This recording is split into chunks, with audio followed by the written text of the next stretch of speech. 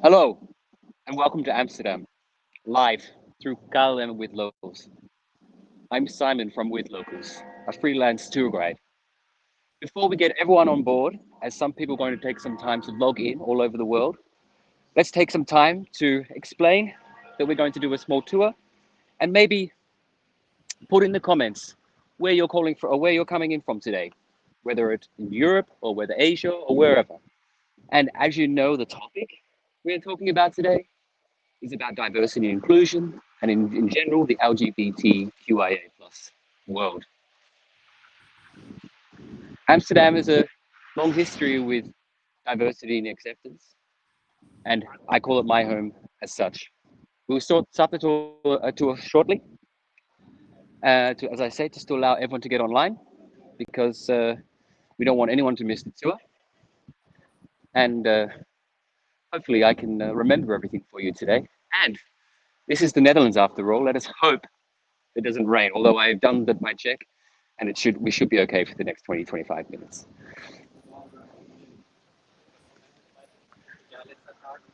Along the way, I'll be asking some questions as well. And maybe you want to put in the comments some answers, or if you have any questions for me throughout the entire video, please post them, and I'll try to answer them as well as I can.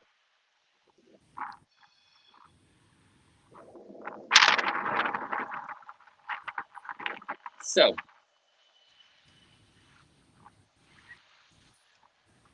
I'm standing in, the tour is going to be beginning at the Westerkerk, the Westerplein. Now, that building is famous for not only for the last Queen Beatrix, where she got married, but also the last resting place for one of Amsterdam's most famous residents. And see if you can try and remember that. Try and think of who that would be. A famous artist from 500 years ago, world renowned, and one of the most top artists in the world. Welcome to Amsterdam again, live through KLM and with locals. I'm Simon Andrew, a tour guide through with locals. This year, COVID-19 has put a stop to many of the activities all over the world, and no less the LGBTQIA plus Pride activities earlier this year. Through KLM and with locals, we're bringing you this tour to associate Amsterdam and Pride as synonyms for diversity and equality and acceptance. And I'm joined from KLM by Donny. Please. Hi, Donny. Hello and good afternoon, live from KLM's headquarters in Amsterdam. We already can see in the comments that a lot of people are joining in from different countries. For example, Ghana, Dubai, Germany, and Taiwan. So thank you for letting us know. My name is Donovan, and I'll be your co-host today from Amsterdam. So all the questions you have for Simon, come in here in the office, and I will give them to Simon when we have the appropriate time for that. I'm very excited about this tour. I was going to celebrate my first Pride this year, but unfortunately it got cancelled. So I still haven't experienced it. So I'm very curious about what Simon has to tell. So, Simon, I wish you a very good tour, and we'll be in contact. Thanks, Donny. Well, today's tour is going to focus, as I say, on the relationship that Amsterdam, I feel, and many people know, is Amsterdam and its true place in the history of Pride. We're going to walk through many different things, but try to squeeze as many things as we can into the 20 minutes we have. We have started here today on the Westerkerk, where we'll go down the Rozengracht and the Raadhuisstraat in front of the Royal Palace, through past the red light district, and we were ending at a famous cafe, the first gay and lesbian cafe in the world, which is still owning and operated in Amsterdam. And if you could maybe give me a guess as to the date that would have been open, we'll try and see who guessed correctly later on. So we'll start here on the Westerkerk, where in 1987, on the 5th of September, tomorrow being its 33rd birthday, the monument was unveiled, the Homo Monument, which was in commemoration for the gays and lesbians persecuted and killed throughout the Second World War. Though it stands testament as a memory and for all people who face discrimination in everyday life. It consists of three pink marble triangles, one of which is raised above the ground, one of which is flat to the ground, and one of which sinks down to the water. Now, today I don't have my other front camera because of a technical issue, but I'm going to keep turning it around. And this is the one that goes into the water. And you can see that there's flowers there, and someone has laid a memory of someone who's died. And it doesn't have to be to say about someone who's gay or lesbian, but someone who's discrimination, who's different, who's you, because that's what it's all about, is being us. So let's continue to move on. And we're going to go, as I said, down the Rozengracht. And we're going to cross the famous canals of Amsterdam. Now, there's a few canals of Amsterdam. And every year, when we have the Pride festivities, they start, actually, before I stop, before I go, I want one more thing to show you. Is you can see the Westerkerk there. It's a beautiful building from the 17th century. And the Westerkerk also is a plane, if I may add, for the Pride festivities. They have the opening party here, where they hold the Drag Queen Olympics, which is quite an interesting event to see. No tickets, it's open for everyone, but you have to be in there first to get a good seat, where you can view the handbag toss and the 100-meter high heel run, plus many, many other activities and a lot of drinks. Drag queens come from all over the world to participate. Rather amazing. Now, as I said, we're going along the Rozengracht, along the famous canals. And the closing Saturday of Pride Week, there's the famous water parade, or Pride Parade on the water. Can you tell me, I wonder if anyone knows which principal canal that would actually be? So, I don't know if you know Amsterdam, but of course it's on water, it's surrounded by water, with 1,200 bridges and 90 islands in between. So, as I said, it's not going to rain today, thank goodness. Now, since COVID, also, Amsterdam has experienced a lot less tourism, unfortunately, but it gives locals like myself a chance to explore the city a lot more and another time, another opportunity, right? So now we can walk without being crowded for a change, but it's a pity that the people can't come to Amsterdam and see what it really is like. So we're having to approach the palace shortly. Now, KLM approached me, as with locals, about this tour. And Amsterdam, for me personally, has a very long history of love. I moved here 10 years ago with my husband, and since have purchased a house, and I have two dogs, which I call my children. But Amsterdam every day proves itself to me why it's a city of inclusion, diversity. And not the same because if you need to be gay or straight, but it's people, there's respect here, and I can see that it goes back many, many years as to where this respect comes from for other people. And it's a way of life that Amsterdam, and the Netherlands as well, but today we're talking about Amsterdam, has maintained this harmonious existence. Sorry to interrupt, Simon, but Certainly. I have a question. Is Amsterdam a safe city, discrimination-wise? It is very safe, but no city is really safe from ignorance, unfortunately. They do, of course, people come from all over the world, and especially Europe. And unfortunately, things like alcohol creates sort of negative emotions in people. Mm-hmm. And it can never be said, but you can walk hand in hand in Amsterdam and feel safe. And Wow, this is that's what my husband and I do. wonderful. Thank you. My pleasure. Now I'm going to just turn the camera around ever so briefly, and you'll see upon the arrival of the Royal Palace. So, the Royal Palace, albeit almost 400 years old, can also be looked at as being inclusive. It was never meant to be a royal palace. It was built as a city council for the people, for the Republic. So when we see the main, on the front side, as opposed to the rear we've just seen, there is no regal entrance that you'll see in any other palace around the world, because it was never meant to be a regal royal. It was to everyone. It was all inclusive. It was for you, me, the pauper, the milkmaid, Everyone would go in there, and the halls are really stunning. Also, on the Rosengracht, this is where we are now, was also the first location of the COC, established in 1946, just after the Second World War. The COC is a Culture and Ontspanning Center, which translates as a Culture and Relaxation Center. And it's an advocacy group since 1946 for lesbians and gays around the world, and they still continue to promote this and work, albeit they've moved offices now out here, but they're still here in Amsterdam. Now we're getting into a busier part of Amsterdam here, where there are many more tourists, but again, as I said earlier, it's a lot less.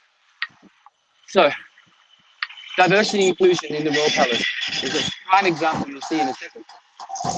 This is the entrance where the King and Queen would enter, and you can see at the moment they're quite happy for the locals to be sitting there enjoying a drink and a chat with some friends. Next to the Royal Palace, we have the Newelkerk. The Newelkerk, I just mentioned this because it's an impressive building. It's now only used as more of a museum. And the last time it was used was for the coronation of the king in 2013. Another amazing party which happened in 2013 with that, which is King's Day, which is a different day, but it's another day which, again, is all about inclusion, diversity. And to me, it has, next to Pride, has to be the two most incredible festivals be celebrated in this city. Can I ask you something about that as well, Simon? Certainly, Donny, please. I do know about the boats on the canals, but what other festivities are there during a Pride Week in Amsterdam, or month actually? Well, the Pride parade happens on the last Sunday. Sorry, Saturday, my apologies. And Sunday is the actual closing ceremony on the Dam Square. But it begins with the Drag Queen Olympics on the Friday. And interspersed throughout, of course, it changes every year, the program. They have every day, they have different activities, whether it's a gay men's choir singing, or remember there's a dancing troupe, or also Shakespeare clubs, cinema showing unique films, street art, public art, and also the whole city just comes alive. Pride flags are out everywhere, and it's the most welcoming week. So That does sound very diverse indeed. Thank you. my pleasure. So you can see behind me is the Royal Palace. It's a stunning building. Was the tallest in the world when it was built. Of course, in the new world, not the ancient world, the pyramids are still bigger. But so this is where the king and queen stood with their children in 2013. And what was monumental about this was it was the first king in living history. Every person before that had only ever known queens, 3 queens to be precise, ruling over the Netherlands. They once said that the Netherlands is ruled by queens and supported by dikes. So, which of course, the dikes is the land separation for the water holding back in this country. So this square is famous also for people to represent their own causes of what is intolerance for other countries in the world, and they know that here is a very safe location. Although I can't show you it here because it's not in the center, but a diversity inclusion subject that I recently discovered was Anna Frank's former house in Amsterdam. It's now being used as an offering for writers all over the world who are persecuted for doing what they do so well in their own country. And that is offered to them so they don't have to feel that. And only in Amsterdam does that occur. So it's a beautiful sunny day actually we come here. Now this is the main square, the Dam Square. And I'm going to do just a quick parallel. You can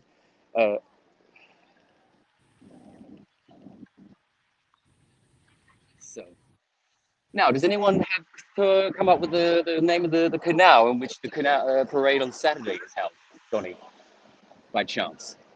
Otherwise, I can say. We don't have any answers in yet, but please, people, you can comment down below and let us know what you think.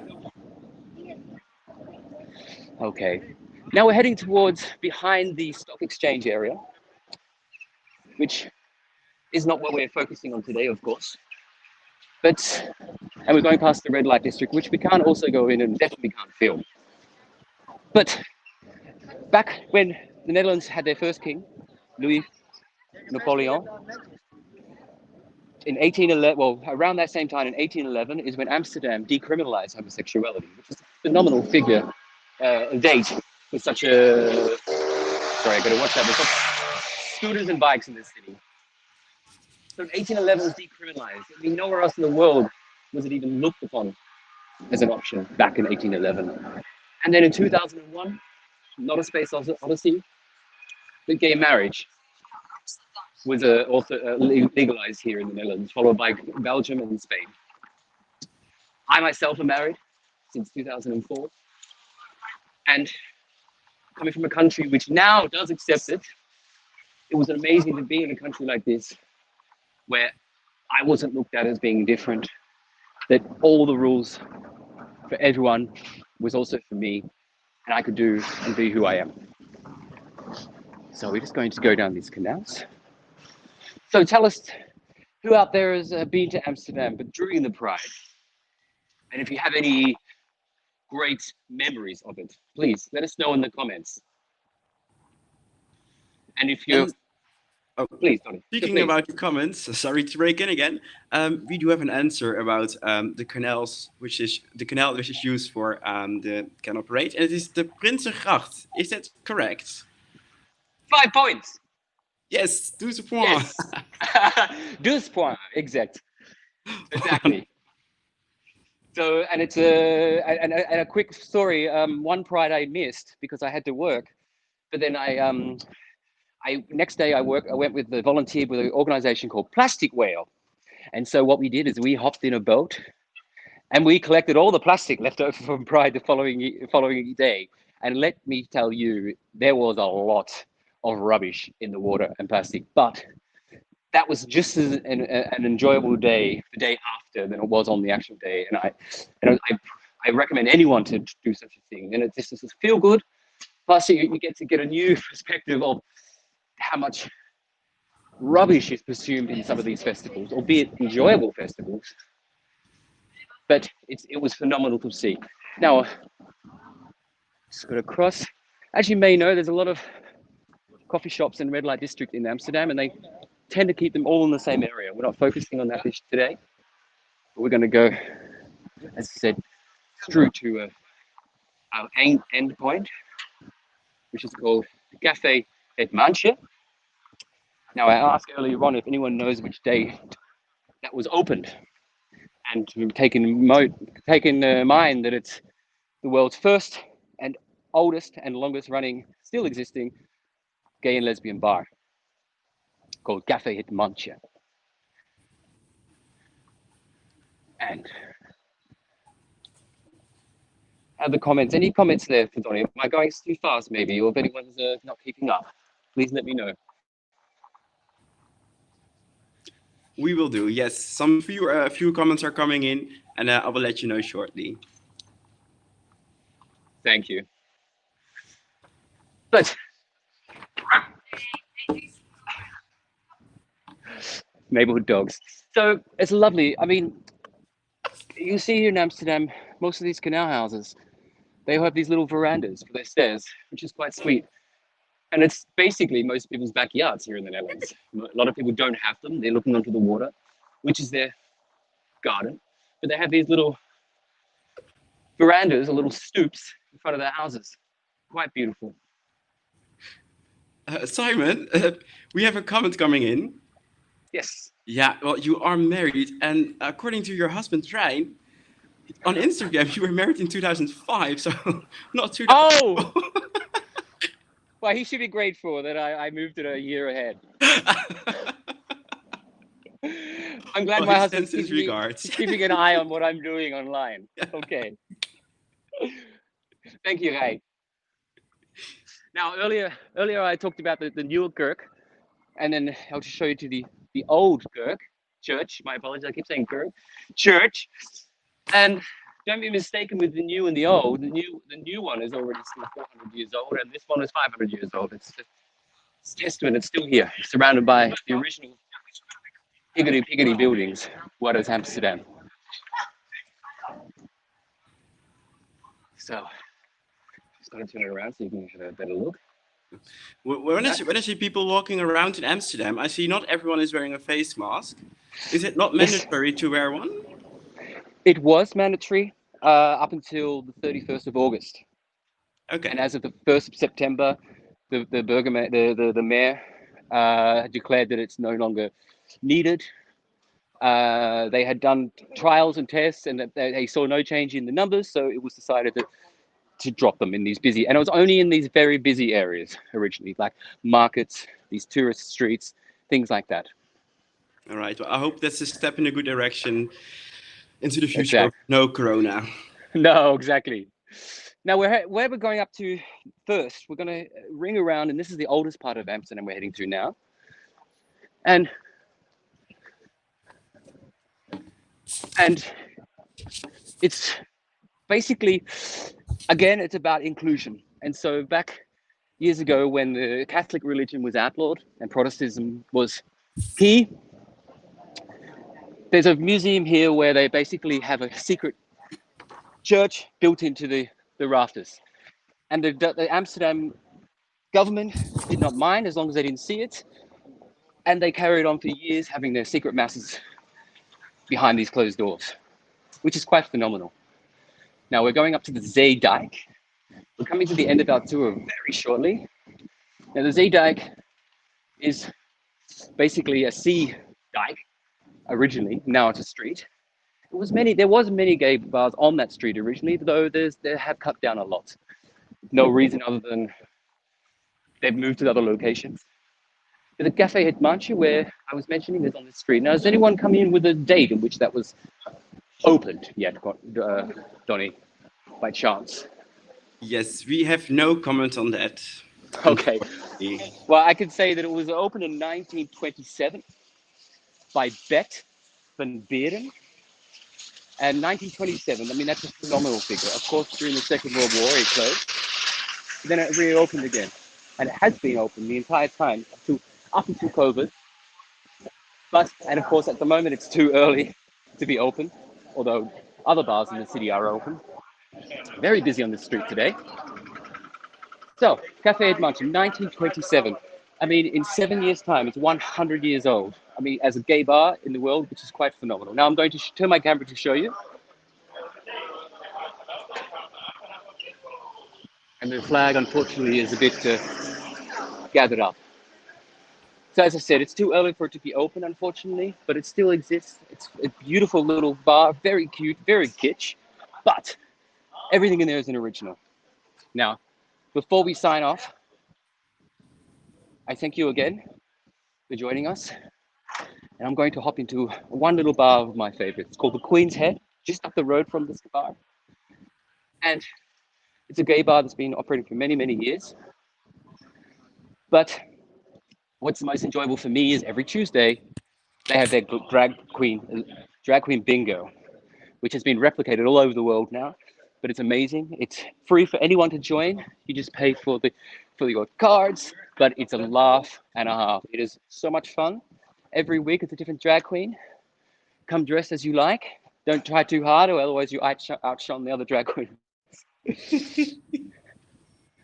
So, but it's a lot of fun. Donnie, you should definitely come here one day, and we can go for a fun bingo night. Well, I would love to. I would love to experience a drag queen bingo one day, and This is the I'm looking Queen's forward Head, to. and it isn't open just yet. They will be open shortly, and you'll see along they have their collection of Ken dolls from all over the world. Hey, ladies and gentlemen, thank you for joining me today in this live tour of Amsterdam. I hope you enjoyed it. I hope I try to put in as many things as possible into this very limited time. Thank you, Donnie, for joining me as well. Is there any last comments before we leave? Well, we have a last question for you, if that's possible. Thank you. What is the good or the best time to visit Amsterdam? Now that we've heard that masks are not mandatory anymore, like, do you have any advice for the coming months when it's the best time to visit? Well, if now is the best time. If you're from a country that where you have quarantine bridges, now is your best time because it is the quietest it's ever going to be, where there's still sunlight. Otherwise, during normal times, I would say around April, May, as well as around about September, You may get some rain, but you see few less people. But during the summer, it can be a madhouse here. But otherwise, always Amsterdam is welcoming, and always Amsterdam is a lovely place to visit. Well, that are very nice final words. Thank you for your amazing tour. I've enjoyed it very much. Um, Also, a big thank you to Withlocals for letting you have us, and a big thank you for KLM for choosing this topic, which makes me very proud to work for a company like this. And the viewers from all over the world. I even read some viewers are coming from Russia, Tanzania, or Iran, and I hope we sparked a bit of enthusiasm about diversity and pride. So, thank you all, and hopefully until perhaps next time. Thank you, And ladies and Simon, I'll gentlemen. see you on Drag Queen Bingo. Great, Donny. Looking forward to it. Bye bye. Bye, people. Bye bye.